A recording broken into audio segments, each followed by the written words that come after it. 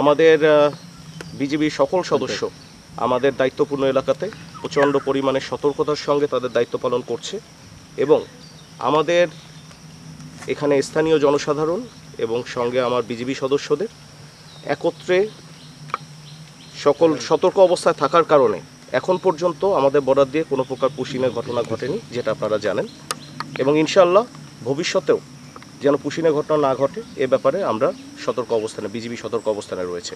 পাশাপাশি বর্তমানে ঈদুল আজহার এই সময় অনুযায়ী আমাদের বাংলাদেশে যথেষ্ট পরিমাণ কুরবানির পশু মজুদ রয়েছে, যার ফলে কুরবানি পরবর্তী টাইমে কোনো প্রকার পশুর চামড়া যেন আমাদের এই সীমান্ত দিয়ে পার্শ্ববর্তী দেশে পাচার হয়ে যেতে না পারে সে ব্যাপারে আমরা সচেষ্ট থাকব এবং আপনাদেরকে নিশ্চিত করতে পারি এই বর্ডারে দিয়ে এরকম কোনো কিছু পাচার হবে না। সীমান্তে মাদকের চালান বেড়েছে কথাটা সম্পূর্ণ ঠিক না। মাদকের চালান ছিল সবসময়, এখনও আছে, এবং মাদকের আমাদের যে টহল আছে সে টহলের মাধ্যমে আমরা মাদক চোরাকারবারি বা মাদক চোরাচালানটাকে ঠেকানোর জন্য আমরা সচেষ্ট আছি। এবং আপনারা জেনে খুশি হবেন বিগত এক মাসে টোটাল আমাদের 9,36,00,000 টাকার উপরে মাদক এবং অন্যান্য চোরাচালানকৃত পণ্য আটক করা হয়েছে 25 বিজিবি কর্তৃক, এবং এটা সামনে আরও বৃদ্ধি পাবে। চামড়া পাচার রোধে আমরা বিজিবি সতর্ক অবস্থানে রয়েছে এবং সতর্ক অবস্থানে থাকবে।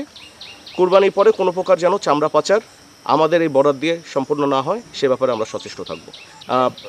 ঈদ পরবর্তী মিনিমাম 5 থেকে 7 দিন আমাদের এই সতর্কতা জারি থাকবে। আমাদের এই সীমান্ত দিয়ে এখন পর্যন্ত কোনো পুশিন হয়নি।